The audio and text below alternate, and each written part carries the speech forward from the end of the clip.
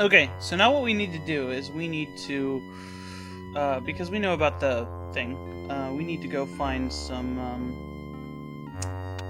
Dak to talk to. Now, the first one we have to get, first thing we have to do, we don't really have to do this one, but I'm going to do it anyway, but we need 2, because I want to show you what happens when you use this twice. We have the true name thing that we found, so we need to go to, what's it called? Cilia. Which just has a Dak sitting there. So just over there, and then we'll see what happens when we give them the true name. Now the first one we'll get the thing that they want to give us, hopefully. Observation. Okay, so we can't ask them this other stuff. Let's ask about the Harika. Explanation. Ongoing search for cure. Assertion 1. Search for cure equals inconclusive. Assertion 2. Without cure, Harika become more brutal fighters, plus more willing to die for Crux.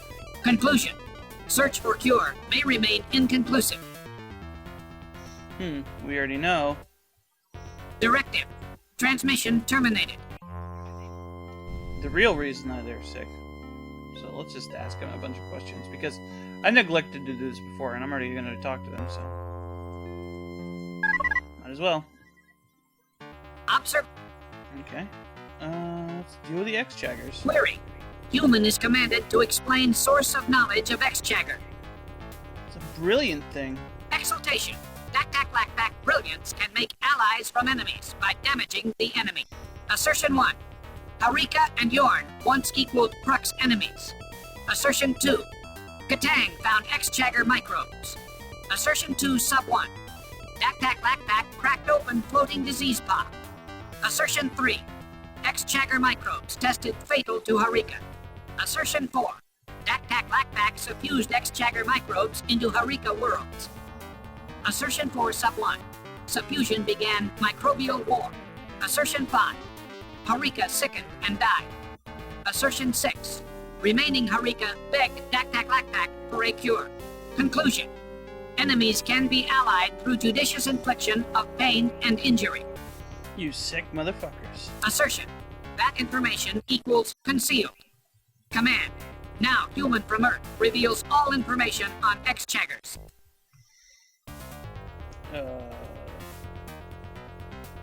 Well. Directive. Transmission terminated. They just don't, talk to us. Okay, so just sit here and wait again. And I think that's all we can really learn from them. If we ask about the K'tang, they don't. We did that before, so. Wait. There we go. Observe. Okay.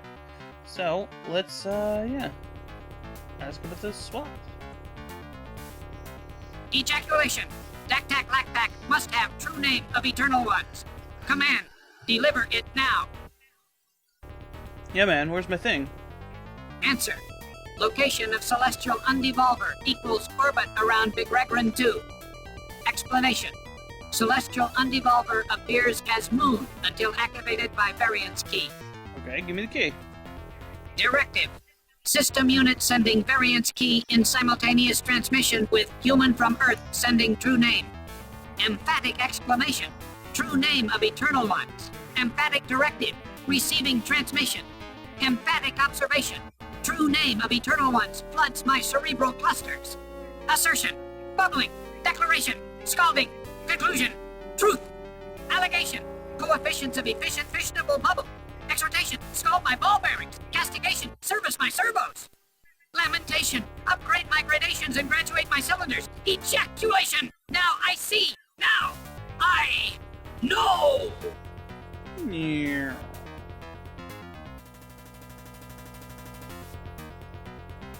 Sploosh. Looks like they were like rubber band. The Dak vivisector self-destructs in an orgy of mechanical rapture.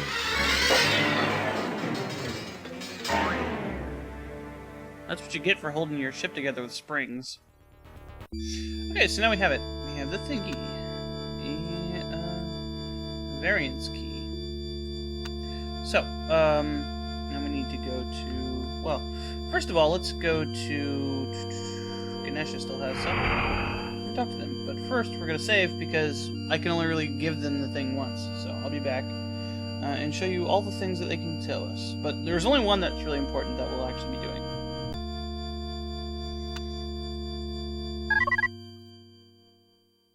Observation. Ejaculation. Dak must have true name of Eternal Ones. Command. Deliver it now. So this is kind of like the code from Star Control 2 where you could destroy all the Slylander probes by giving them the thing if you meet them. It's the same thing here. But you can demand some things from them. Not so fast. I want something. Assertion. Human from Earth commanded to state desired terms of exchange. Now, we can actually, like, ask, this. We already know the answer to this question. And we can get all this other stuff. But the thing we really want to do is to stop the K'tang. But, let's ask them each of these in turn and see if they will do it. Analysis. Gain calculated as greater than loss. Conclusion. Agreed.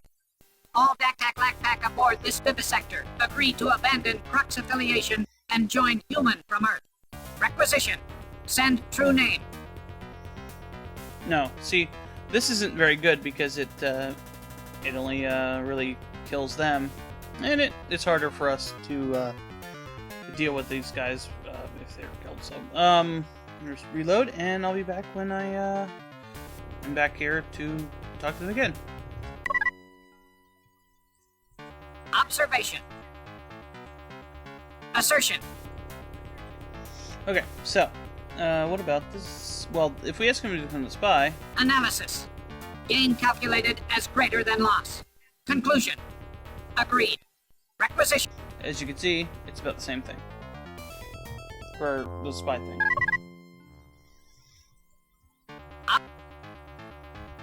Alright. Eject. So... let's ask it how we can... Let's just go through all the options. Response. Incorrect. Explanation 1. Chamur as summoning device equals deception. Explanation 2. Tactic devised to split League of minimally sentient races. Requisition. Now send true name of Eternal Ones. Okay, so that's the answer to that question. Okay, let's ask, well, this one is the last one we want to do, so let's ask about the precursors. Requisition. Send true name. Explanation. Dak records verify Dak as race built by precursors. Clarification. Dak incapable of comprehension of most precursor artifacts. Requisition. Now send true name of Eternal Ones. So they admit that they're stupid, and that they don't really know what they're doing. So, yeah, as this will explode them, we need to still talk to them more. I'll be back when I answer another question. Okay, let's ask about the Eternal Ones. Requisition. Send true name. Explanation 1. Eternal One's arrival equals high potential. Explanation 2. Flux's potential for possession of Eternal One summoning device equals 92.4%. Explanation 3. Flux's willingness to use Eternal One summoning device following Crux defeat in Crux League War equals 100%. Requisition. Now send true name of Eternal Ones. So, they're basically backing up what Plexor's told us before about the summoning device, so that's a useful thing to know. Okay, let's ask about the interdimensional fatigue. Analysis. Gain calculated as greater than loss. Conclusion. Agreed. Assertion 1. Natural interdimensional fatigue equals quasi-space portal. Assertion 2. Unnatural interdimensional fatigue equals means of transit for sentience energy from dying sentient beings to Eternal Ones. Assertion 3. Supplementary excessive unnatural interdimensional fatigue equals collapse of all galactic space. Conclusion. Additional interdimensional fatigue equals unacceptable. Requisition. Now send true name of Eternal Ones. Okay, so that's actually a lot of information about stuff that is rather important later in the game, but is something that we don't actually need to know, per se. So, let's go back and learn something that we do need to know. Or rather, get something we need to know, after learning other stuff. Okay, so, let's, well, the greatest weakness, I don't know, doesn't seem really important. But let's ask it anyway. Analysis.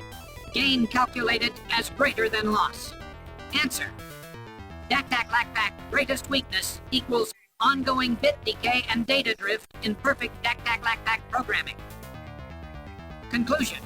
Dak-tak-lak-tak not equal to perfect beings. Requisition. Now send true name of Eternal Ones. So that explains what we learned about them being glorified scrub bots and they're deriving from their going away from their programming. So yeah, this is a useful thing to know. And like I thought, let's go. Okay, so red spiral rail do. Statement 1. Rail seeks out true inheritor of precursors, marking them as greatest race. Statement 2. Rail has sought out Dak-tak-lak-tak. Conclusion. Dak-tak-lak-tak equal greatest race. Okay.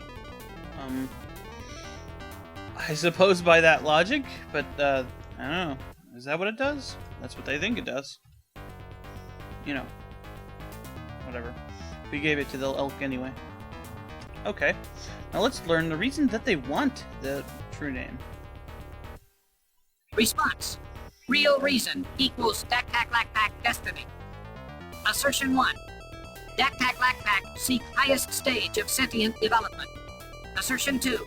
Eternal Ones equal highest stage of sentient development. Assertion 3. Dak-tak-lak-tak must seek to emulate Eternal Ones. Assertion 3. Dak-tak-lak-tak must understand Eternal Ones at all costs. Conclusion. Comprehending formulaic true name of Eternal Ones equals essential to comprehending Eternal One sentience. Assertion 4. Plus, save the galaxy. Requisition. Now send true name of Eternal Ones.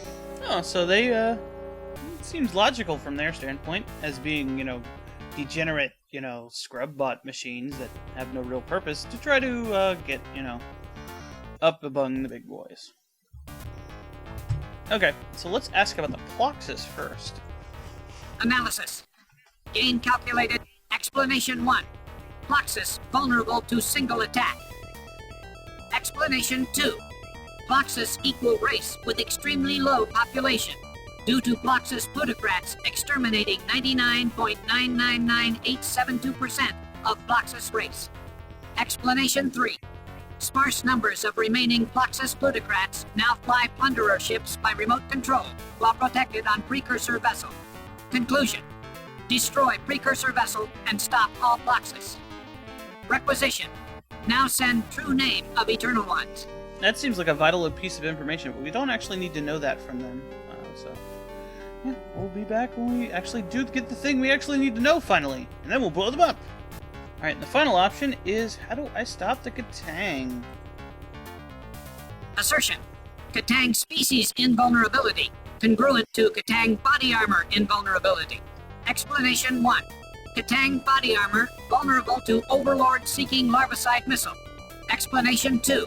K'tang species vulnerable to loss of K'tang Overlord. Conclusion.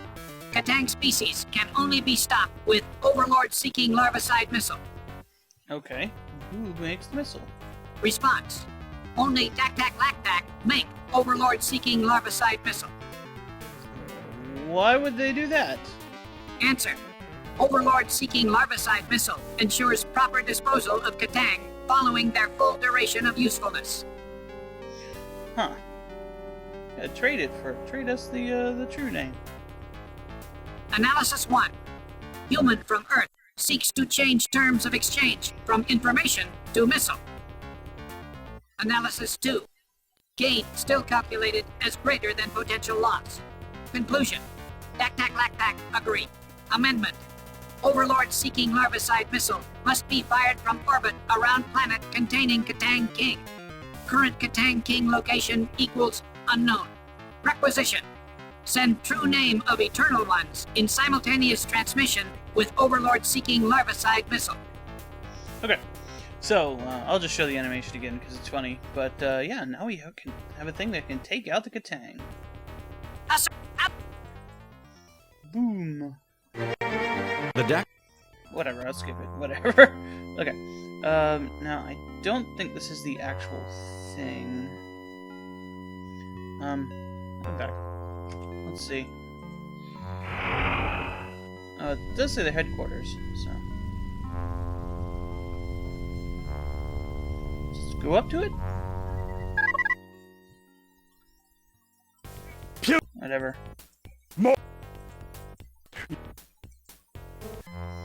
So, now we have this, where is it? K'tang missile. Oh. Puny. More. Where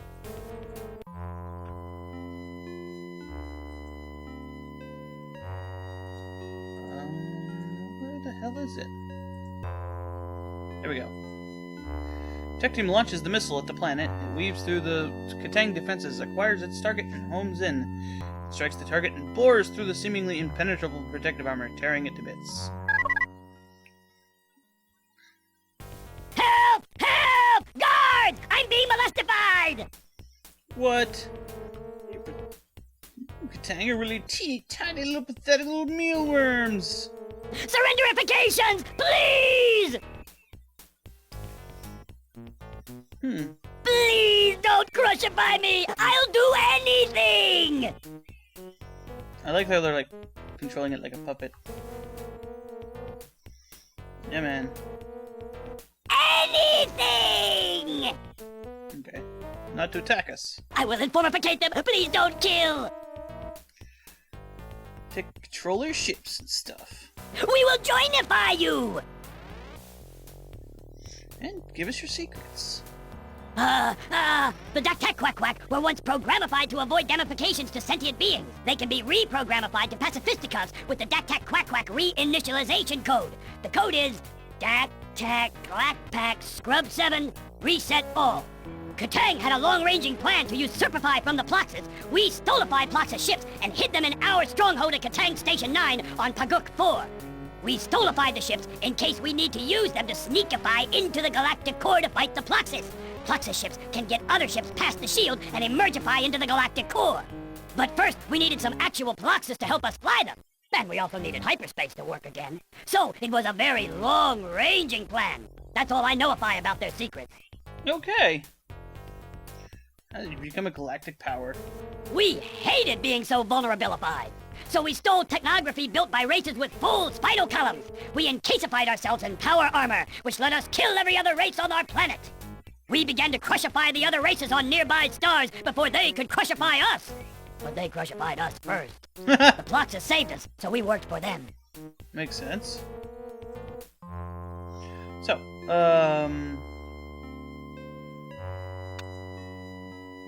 now we know where the thing is.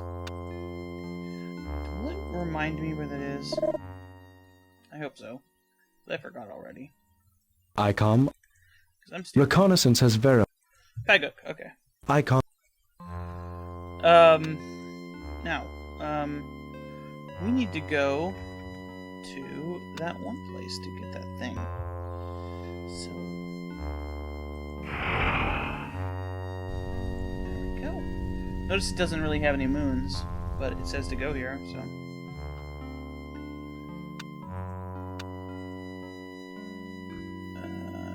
The key. No, it doesn't actually. I guess we just have to sit here. Oh, there we go. Whatever. Okay, so, this part coming up is one of the weird storyline things of the game. Sort of like how, I don't know. It's kind of one of those notorious moments in the game where you figure out some stuff. But, yeah. Well, we'll figure this out next time on Let's Play Star Control 3, or maybe, whatever. See you next time.